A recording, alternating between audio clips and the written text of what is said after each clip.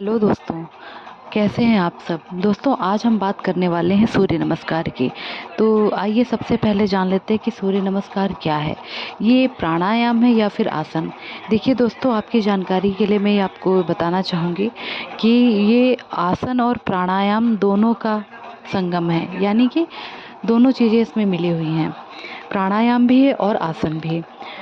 तो सूर्य नमस्कार करने से हमें क्या क्या फ़ायदे होते हैं।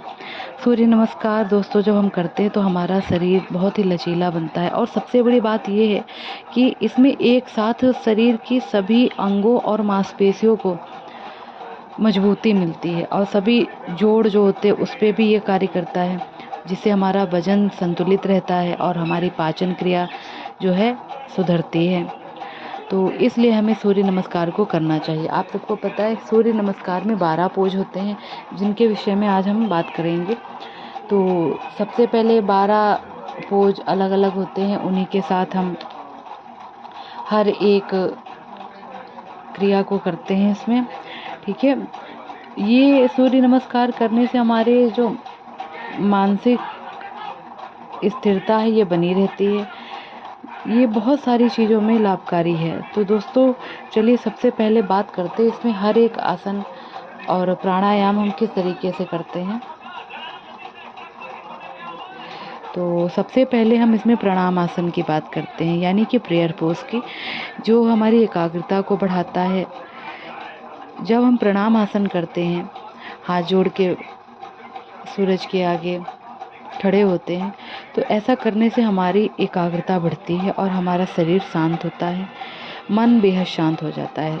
नंबर दूसरा आता है हस्त उत्तानासन, जिसको रेज आर्म पोज कहते हैं। इससे हमारी श्वसन प्रणाली जो होती है बहुत बेहतर बनती है, और हमारे फेफड़े जो हैं बहुत ही मजबूत होते हैं। साथ ही साथ दोस्तों मैं आपको बताना चाहूँगी कि इसमें ब्रीदिंग का बहुत बड़ा महत्व है। सांस लेते हैं और सांस छोड़ते हैं।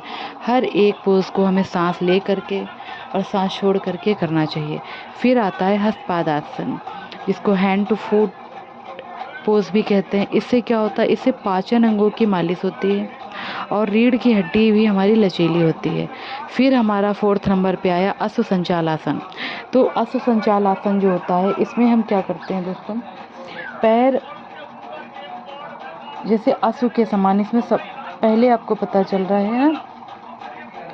और इसमें हमारा क्या फ़ायदा होता है, इससे हमें रीढ़ की हड्डी जो होती है वो मजबूत होती है और हमारे पैर भी बहुत मजबूत होते हैं। फिर 5वें नंबर पर हमारा आया दंडासन, स्टिक पोज, जिससे कि हमारे बाजू और कंधे जो होते हैं इससे बहुत मजबूती होती है, हमारा शरीर सुडौल बनता है, कोई जिम जाने की ज़रूरत नहीं पड़ती। और नंबर 6 पे आया अष्टांग नमस्कार, जिसको सैल्यूट विद 8 पार्ट्स के रूप से जानते हैं। इसमें हमारी छाती बहुत मजबूत होती है और जो पेट की मांसपेशियाँ होती हैं वे बहुत मजबूत होने लगती हैं।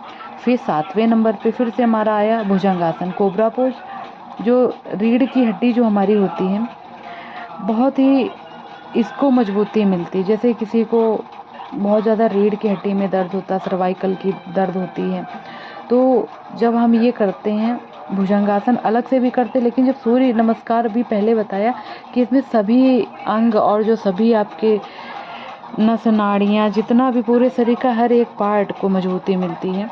तो भुजंगासन जब हमने इसका ये 7वां पार्ट किया, 7वां पोज किया, तो हमें पीठ का दर्द जो है इसमें बहुत आराम मिलने लगती है। फिर हमारा 8वें नंबर पे आया पर्वतासन। पर्वतासन यानी माउंटेन पोज, जिससे हमारे बाजू और पैरों को बहुत मजबूती मिलती है और साथ ही साथ जो हमारा शरीर है वो संतुलित होने लगता है। जैसे बहुत लोगों को पार्किंसन की समस्या होती है, हाथ पैर कांपने लगते हैं। फिर 9वें नंबर से हम लोग फिर से पुनरावृत्ति करते हैं, जैसा कि पहले हम लोग अश्व संचालासन कर चुके हैं। यहाँ पे 9th नंबर पे हम लोग फिर से आकर के वही चीज़ को दोहराते हैं, पर दूसरे पैर से। पुनरावृत्ति जब ये हम करते तो शरीर के जो निचला हिस्सा हमारा होता है, लोअर पार्ट जो शरीर का होता है, उसमें बहुत ज़्यादा लचीलापन आता है। फिर हमारा आया 10वें नंबर पे हस्तपादासन, जो कि पहले हम भी कर चुके हैं।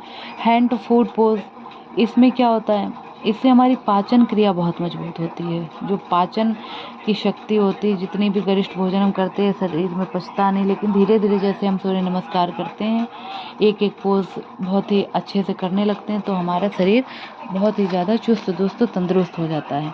फिर हमारा आया हस्तोत्तानासन। इसमें हमारा जो रक्त परिसंचरण है वो बहुत सुधरता है, यानी कि ब्लड सर्कुलेशन हमारा बहुत सुधरता है। फिर दोस्तों मैं इसलिए जल्दी जल्दी बता रही हूँ ताकि आपको कम समय में ज़्यादा चीज़ें पता चल सकें और बहुत ज़्यादा बोरियत महसूस ना हो। फिर हमारा प्रणामासन आया, जिसको प्रेयर पोज कहते हैं। जब हम सूर्य नमस्कार का ये 12वां पोज है और आखिरी पोज, इसको जब करते हैं मानसिक स्थिरता आती है और हमारा मन शांत होता है।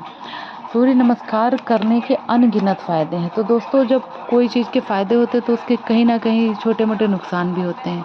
तो चलिए जानते हैं कि हमें इससे नुकसान क्या हो सकते हैं। जैसे अगर किसी को भी पीरियड है, गर्ल्स के लिए बात हो रही है, तो ऐसे समय में जब हम सूर्य नमस्कार बहुत ज़्यादा करते हैं या ज़्यादा बार उनकी पुनरावृत्ति करते हैं, बार बार करते हैं, जैसे हमने 2-4 बार किया, तो उससे उसका क्या होता है कि जो बॉडी होती है वो हीट करती है, तो इससे उनको थोड़ी सी दिक्कत महसूस हो सकती है। इसलिए पीरियड में ये सब चीज़ें ना करें, और करें तो बहुत ही धीरे धीरे करें। और दूसरा है कि जो लेडीज़ प्रेग्नेंट होती हैं उनको ये नहीं करना चाहिए। 5वें-6ठे महीने से बिल्कुल भी ना ये करें सूर्य नमस्कार। बाकी सब कर सकती हैं, अलग अलग से सारे आसन करे जा सकते हैं। सूर्य नमस्कार हमारे पूरे शरीर को एक नया जीवन देता है, एक नई ऊर्जा प्रदान करता है। इसलिए सूर्य नमस्कार करना चाहिए। 1 से 2 हफ्ते में हमें बहुत ज़्यादा लाभ मिलने लगता है, लेकिन 6 से 12 हफ्ते जब हम ये करते तो बहुत ही ज़्यादा मतलब एक चमत्कारिक रूप से हमें शरीर पर और मन पर बदलाव महसूस होते हैं। रीढ़ की हड्डी एक जहाँ पे भी अगर कोई भी क्रैक हुआ है, कुछ भी है, तो ये सारी चीज़ें सही हो जाती। अनगिनत फ़ायदे, एक बीमारी का क्या ही नाम लूँ, बहुत फ़ायदे होते हैं दोस्तों। तो आज से हम प्रयास करें कि सूर्य नमस्कार करें, चाहे घर पे कोई वीडियो चला लें छोटी सी, या फिर अब पहले समझ लें, पढ़ लें उसके विषय में, तब हम करें। उगते हुए सूरज के सामने ही हमें ये करते हैं, तो जो सूर्य की किरणें हमारे शरीर पे पड़ती, तो इससे हमारे लिए बहुत ही ज़्यादा बेनिफिट होता है। धन्यवाद दोस्तों।